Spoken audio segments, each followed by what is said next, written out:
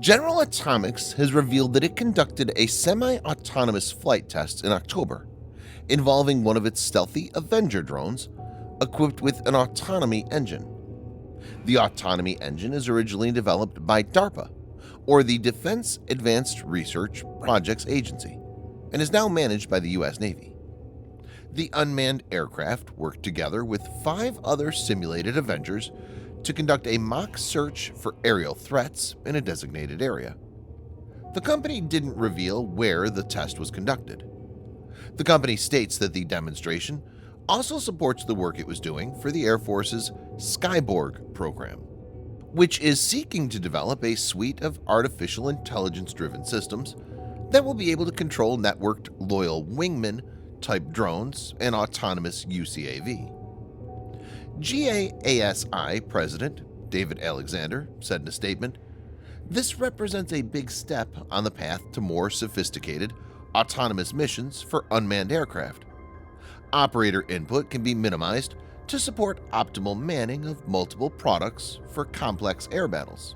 This video is sponsored by War Thunder. If you are, like us, fascinated by military vehicles and technology, I recommend you give War Thunder a try. It's a military vehicle combat game which you can download and play for free on PC, PlayStation 4, and Xbox One with cross-platform support.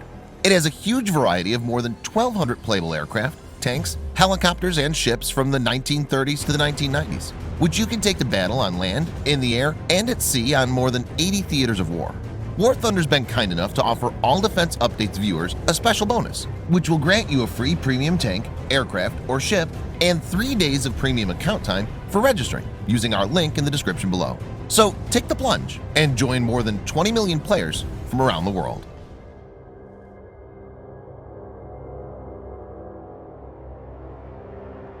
The Russian Air Force has established a new strike unit comprised of the latest MiG-31K Foxhound heavyweight jets to improve offensive capabilities in the country's northern regions. Based at Monchegorsk in the north of the Kola Peninsula, near the border with Finland, the Foxhounds will join the 98th Mixed Air Regiment, which already deploys older MiG-31 variants designed for air-to-air combat. The MiG-31K has been in service since early 2018 and is equipped purely for a long-range strike role. Each of the aircraft is equipped with a single KH-47 M2 KINZHAL Dagger hypersonic ballistic missile, which has a range of 2,000 kilometers or 1,242 miles and can fly at Mach 10 speed with high maneuverability. MiG-32 would probably launch the KINZHAL from 60,000 plus feet at supersonic speed, giving the missile much more reach than it would have if launched from the ground. The reported 1,860 mile or 3,000 kilometer unrefueled range of the MiG-31 long-range supersonic interceptor gives the KINZHAL potentially intercontinental strike capability. The missile is capable of hitting land targets and surface warships, providing Russia a lot of military muscle in the region.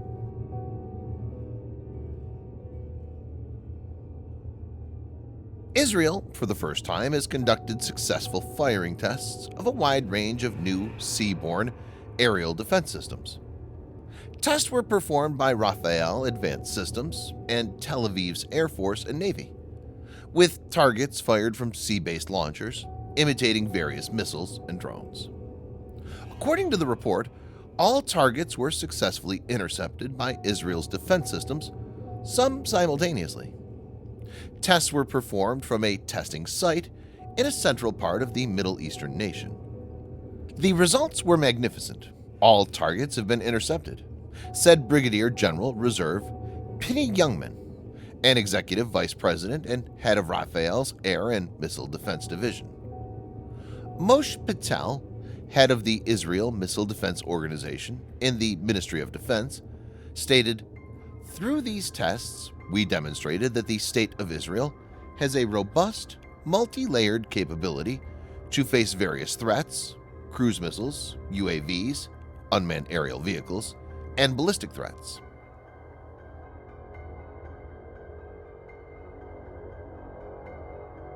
The U.S. Navy, Marine Corps, and Coast Guard have released a new, overarching tri-service strategy document for how they plan to project maritime power together in the coming days.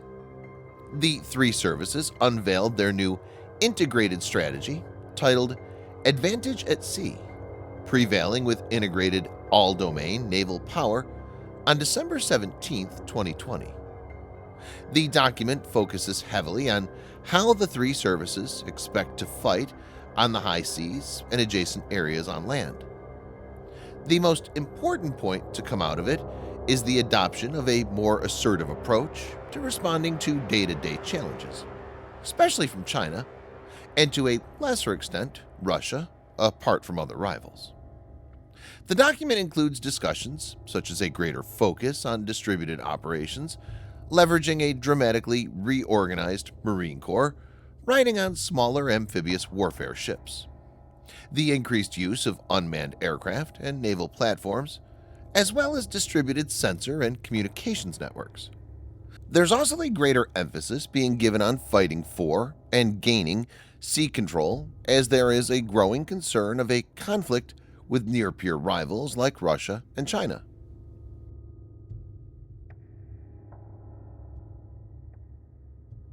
Taiwan has unveiled a heavily armed combat ship dubbed the Aircraft Carrier Killer. It was reported to have been unveiled at Lung Te Shipyard in Yilin County in the presence of President Tsai Ing-wen. The Ta Chang warship is armed with subsonic and supersonic guided missiles, making it capable of targeting Chinese vessels. According to Taiwan News, the corvette also has anti-aircraft missiles, a phalanx close-in weapon system, 2 machine guns, and 2 torpedo tubes. Chinese state-controlled media, Global Times, claims the Ta Chang does not have the muscle to trouble its military. It referenced comments by military expert Song Zhongping in a report on Wednesday, who said the corvette will have zero possibility of survival. Tensions in the region have been increasing in recent times, as China and Taiwan are engaged in a bitter confrontation.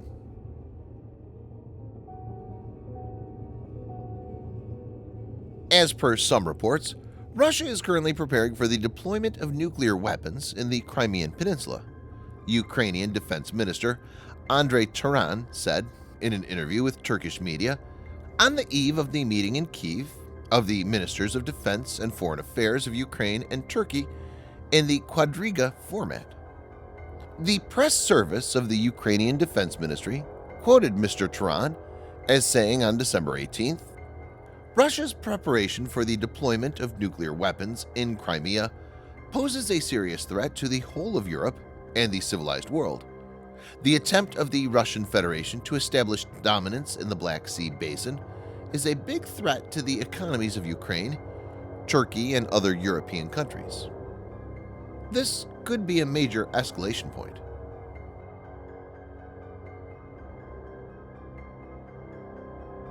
Indian Navy has moved a proposal to acquire 38 extended-range BRAHMOS supersonic cruise missiles, which have a range of about 450 kilometers or 280 miles.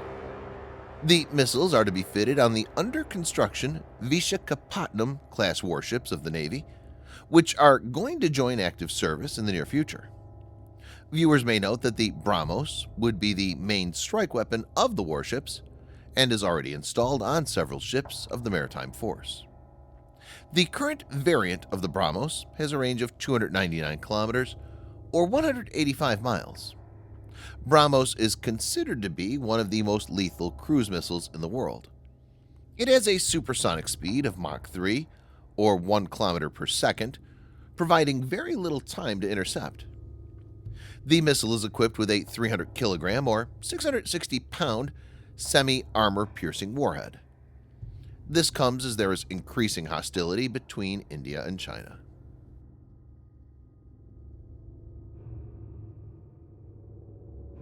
The Defense Ministry has said that Japan will team up with Lockheed Martin Corp to develop a next-generation fighter jet that will replace the Air Self-Defense Force's aging F-2. The ministry has considered the American aerospace giants' experience in developing F-22 Raptor and F-35 Joint Strike Fighter when narrowing down from two other partner candidates, BAE Systems plc of the UK and Boeing Company of the United States. Mitsubishi Heavy Industries Ltd., which is the lead contractor for the project, will finalize terms for the deal through negotiations with Lockheed Martin before the formal tie-up. Japan has been getting increasingly concerned regarding China's long-term goals, and there's a sense that it needs to enhance its military capabilities. Thanks for watching. Subscribe for more videos like this. Hit the like button if you find the video interesting, and kindly provide your feedback in the comment section. This will help us improve.